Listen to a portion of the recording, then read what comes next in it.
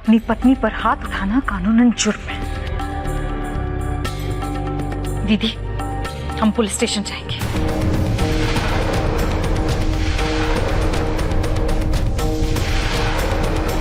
अब कानून ही इनकी सजा तय करेगा। चलिए। अरे जा, देखते हैं कौन सा पुलिस वाला मेयर रघुवेंद्र प्रताप सिंह सिसोदिया के बेटे के सामने खड़ा होता है। ये पागल मेयर का बना बनाया करियर बर्बाद कर देगा। ज्योति बहू,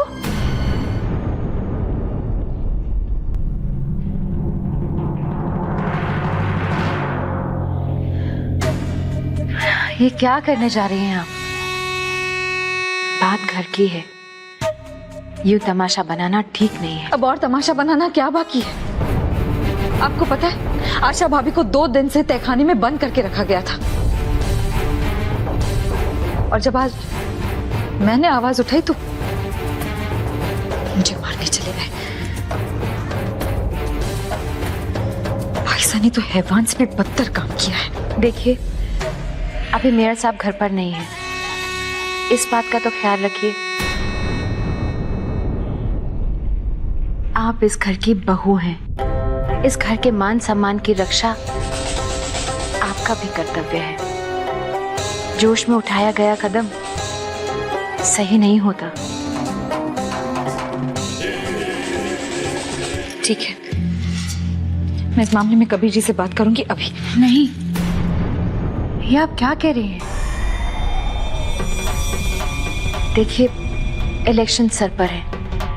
अगर आपने कबीर को फोन किया तो वो सब कुछ छोड़कर यहाँ चले आएंगे और फिर मेयर साहब के सारे सपने चूर चूर हो जाएंगे। सुबह तक इंतजार कीजिए, एक बार ठंडे दिमाग से बैठकर बात करते हैं, फिर आपके राय में जो भी सही होगा वही करेंगे। हम आपके साथ हैं, वचन देते हैं आपको। आप पर भरोसा करके मैं पुलिस स्टेशन नहीं जा रही हूँ।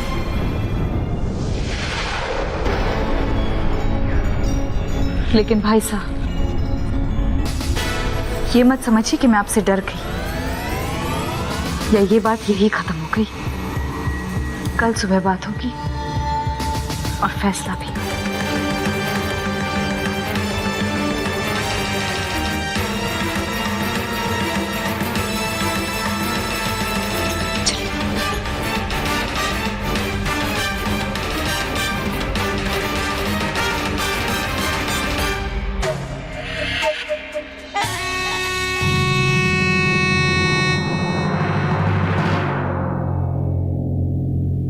आप अपने कमरे में जाइए।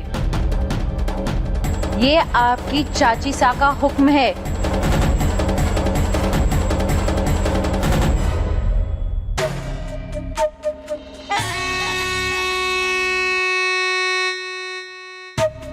ज्योति, आप जानती नहीं है कि आपने हमारा काम कितना आसान कर दिया है। नहीं भाभी, देखो ज्योति, मेरी बात मानो, जिद मत करो। वो इंसान नहीं, राक्षस है। कहीं वो तुम्हें, आपने खुद कहा ना कि वो राक्षस है, तो क्या ऐसे ही छोड़ दो आपको राक्षस के सामने? नहीं भाभी,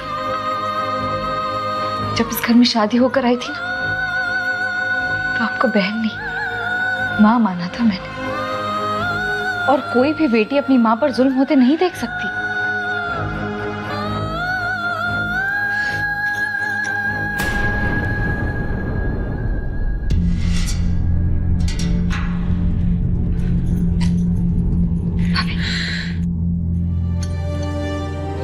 भाभी, आप चिंता मत कीजिए, सब ठीक हो जाएगा।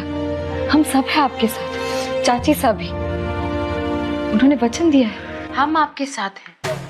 आपने जो भी किया बिल्कुल ठीक किया, लेकिन उन्हें हवेली में नहीं रखना चाहिए था। अरे मारी बीवी मारी हवेली कहीं भी रखूं? चाची सा, वो ज्योति ना अभी सो रही होगी, मैं अभी उसे हमेशा के लिए सुला के आ जाता हूँ। बेवकूफी भरी बात मत कीजिए। उन्होंने आपको सबके सामने अपमानित किया है। मार डालने से बदला पूरा नहीं होगा। अपमान का बदला अपमान होता है सुमेर। हम उसे इस हवेली से इतना अपमानित करके निकालेंगे कि आपके सामने तो क्या, शीशे के सामने अपना सर भी नहीं उठा पाएंगी। ऐसा बर्ताव तो कोई जानवर के साथ भी नहीं करता। आपके भाई को इन सब बातों के बारे में पता है या आपने उन्हें भी नहीं बताया? आशा भाभी, आप बोलती क्यों नहीं? ज्योति, ये जेठ जी की तीसरी शादी थी ना? अरे तीसरी शादी हुए तो क्या हुआ, चौथी और पांचवी भी कर सकता हूं, मर्द हूं। लेकिन इस आशा को नहीं छोड़ूंगा। इसका भी वही हाल करूंगा जो पहली 2 बीवियों का किया है। सब कुछ कर सकते हैं आप, और कोई आपका कुछ नहीं बिगाड़ पाएगा। बस उसी रास्ते पर चलते रहिए जो हमने दिखाया है। ये कोई रास्ता ना हुआ तो क्या करते इनके भाई? खानदानी लोग हैं, लेकिन गरीबी थी और कर्जा भी। इनकी शादी भी करनी थी। अगर किसी अच्छे राजपूत घराने में करते तो ढेर सारा दहेज देना पड़ता। इनके भाई को ये बात मालूम थी कि जेठ जी की तीसरी शादी है, लेकिन फिर भी उन्हें एक उम्मीद थी कि अगर इतने बड़े घर में ब्याह हो गया तो उनकी बहन की जिंदगी संवर जाएगी।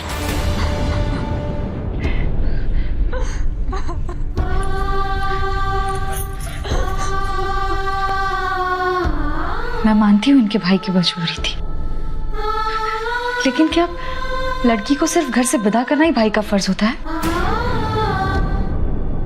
मैं तो इसके लिए उन्हें भी बराबर का जिम्मेदार मानती हूँ, और हर उस माँ बाप को मानती हूँ जो सिर्फ लड़की को घर से विदा करना ही अपनी जिम्मेदारी समझते हैं। विदा करते वक्त कहते थे कि अब ये घर पराया हो गया। पता नहीं किसने ये नियम बनाए हैं। नहीं भाभी,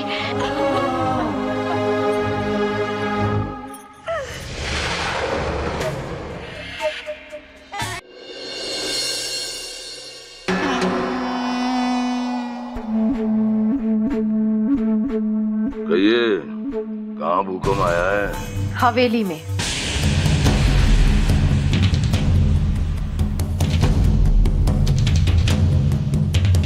कहीं नहीं जाएगी आशा भाभी जब तक इन्हें इंसाफ नहीं मिलेगा। और आपको सजा? क्या सजा दिलवाएगी तू?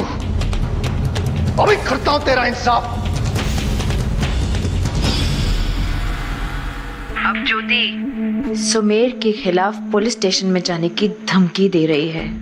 कैसे बेटे पैदा किए हैं हमने। एक है जो हमें ताज दिलाना चाहता है और दूसरा ताज पर मिट्टी मलना चाहता है। करना क्या है अब? हमारी बात ध्यान से सुनिए।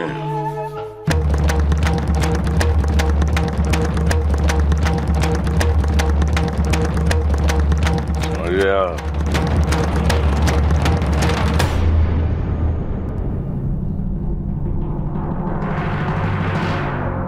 इतनी रात के किसका फोन था बापू साहब?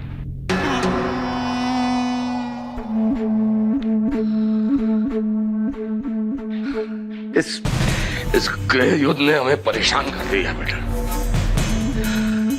कभी कभी तो मन करता है कि हम सब छोड़ के हिमालय चले जाएं। देश संभालना चाहते हैं, क्या घर नहीं संभाल पा रहे। आपकी चाची सा है ना, हर छोटी बात पे ट्रिंग ट्रिंग हमारी घंटी बजा देती है।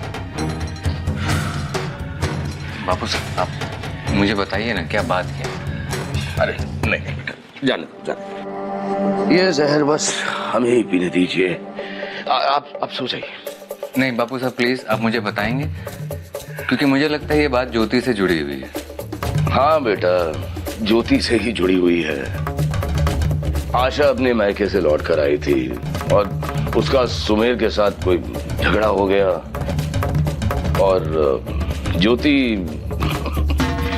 सुमेर से उलझ गई। अब आप तो जानते हैं सुमेर जी गुस्से वाले हैं, लेकिन समझ में नहीं आता कि पति पत्नी के बीच दखल देने की क्या जरूरत है उसको?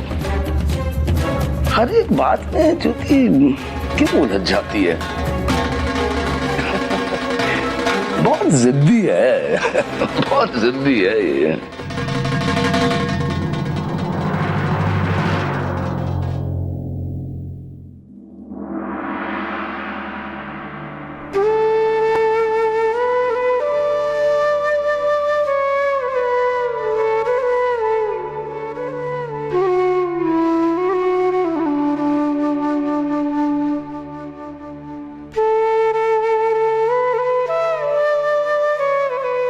क्या हुआ? ऐसे क्यों देख रही हो मुझे? कल रात क्या हुआ था भाभी? इतनी जोर जोर से आवाजें आ रही थी, मैं तो डर के मारे कमरे से बाहर ही नहीं निकल पाई। अरे नहीं नहीं, वो आशा भाभी का पाँव फिसल गया था ना। बच्ची नहीं हूँ मैं भाभी। नहीं रीमा बेटा, सब कुछ ठीक हो जाएगा और यही ठीक करेंगे। ज्योति, देवर जी आ गए।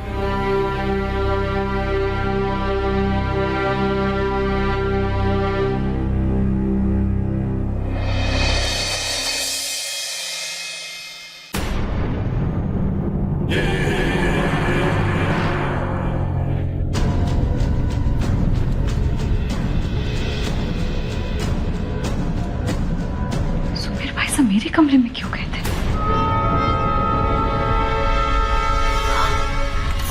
आशा भाभी,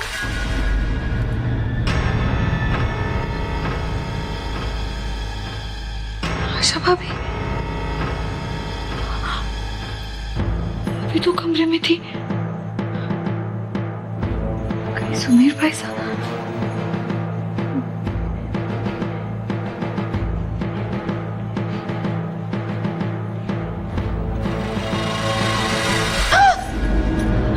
आशा भाभी, मैं तो डरी गई थी।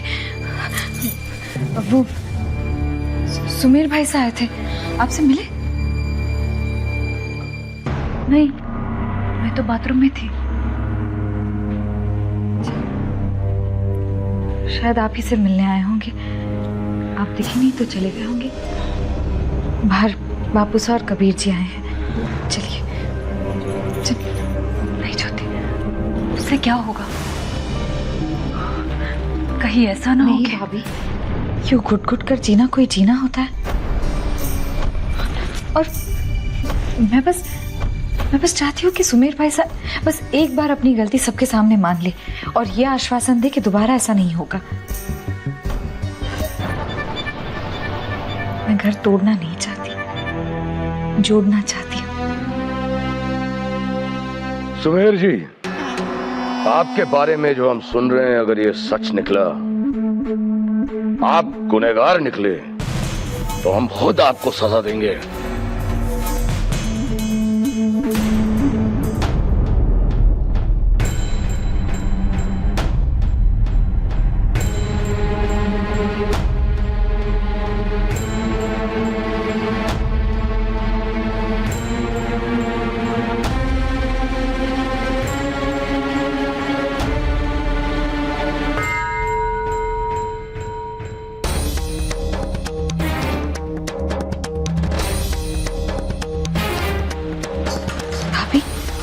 डरिए मत, बापू सा है ना, बापू सा हमेशा न्याय का साथ देते हैं। बताइए इन्हें।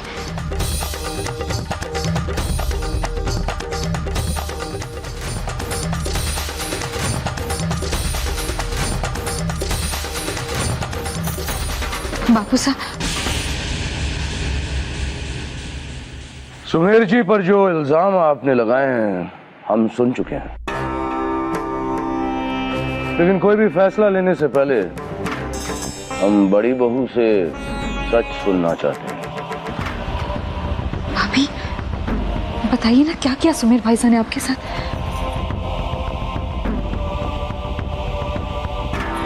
डरिए नहीं प्लीज।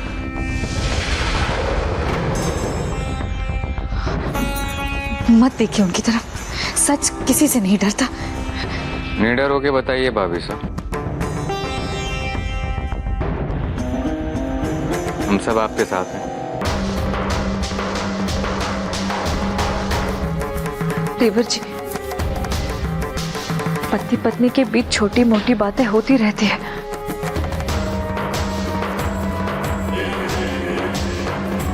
अब इसके लिए पंचायत तो नहीं कर सकते ना।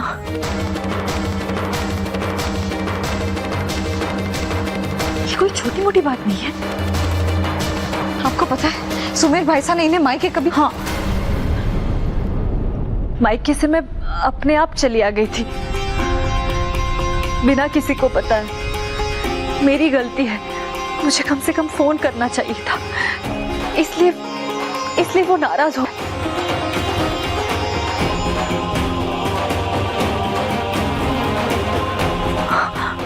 और आप इस तरह बीच बचाव करने लगे तो वो और भड़क गए। बापू साहब, आप इनका गुस्सा जानते हो ना। दीदी क्यों झूठ बोल रही हैं आप? सच क्यों नहीं बताती? कबीर जी, बापू साहब, सुमेर भाई साहब ने इन्हें मायके कभी भेजा ही नहीं था। आशा भाभी इनके डर से झूठ बोल रही हैं, पता है मुझे। आपको पता है आशा भाभी को इसी हवेली के तहखाने में बंद करके रखा था।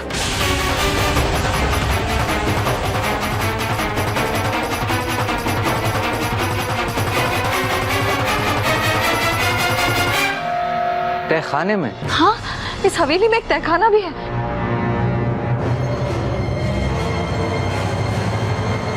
शायद आपको पता नहीं होगा, लेकिन कबीर जी आप मेरे साथ आइए, मैं आपको बताती हूँ आशा भाभी किस तहखाने में बंद थी। वहां वो रस्सियां भी होंगी जिनसे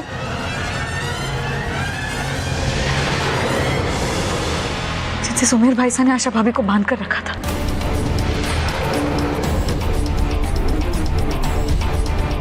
आशा भाभी तो इनके डर से कुछ नहीं बोल रही है, लेकिन मेरे पास सबूत है। आप चलिए मेरे साथ, चलिए।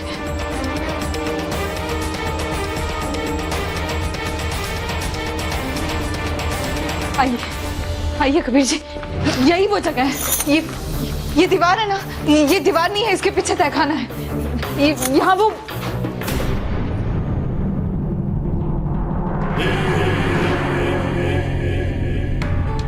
यहाँ एक दिया था जिसको घुमाने से ये दीवार खुलती है। मैंने खुद खोली थी।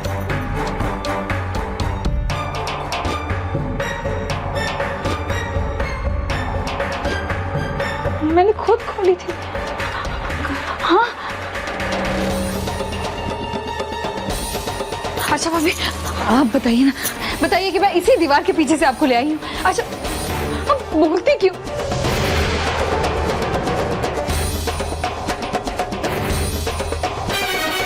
भाभी दीदी, कम से कम आप तो बताइए, आप तो सब जानती हैं। बताइए ना, मैं यहीं से लाई हूँ आशा भाभी को, बताइए ना। हाँ ज्योति, पर नहीं, हम सबूत की बात कर रहे हैं।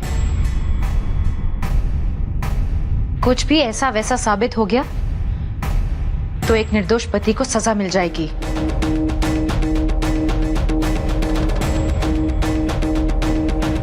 ये हमारी पुश्तैनी हवेली है, पैदा हुए थे हम यहाँ पर, लेकिन हमने भी आज तक यहाँ कोई तहखाना नहीं देखा। फिर भी आप कह रही हैं तो हम जरूर सुनेंगे। आशा तो कुछ कह नहीं पा रही है, आप ही बता दीजिए। कबीर जी, मैं झूठ क्यों बोलूंगी? क्या मिलेगा मुझे झूठ बोलकर? मैं सच बोल रही हूँ। इसी दीवार के पीछे एक तहखाना है जहां से मैं आशा भाभी को छुड़ा कर लाई हूँ। अब चाची साहब आप बताइए ना, कल रात सुमेर भाई साहब ने आपके सामने कबूल किया था ना कि जो जी मैं अपनी बीवी के साथ करूंगा। आप बताइए ना। आप छोटी बहू, इस बात को ऐसे भी समझा जा सकता है जैसे कि बड़ी बहू ने कहा।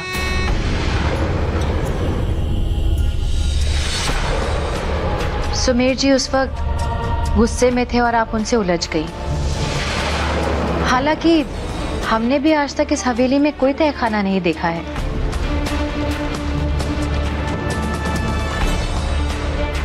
हम जब हॉल में आए तो आप सुमेर जी से झगड़ा कर रही थी।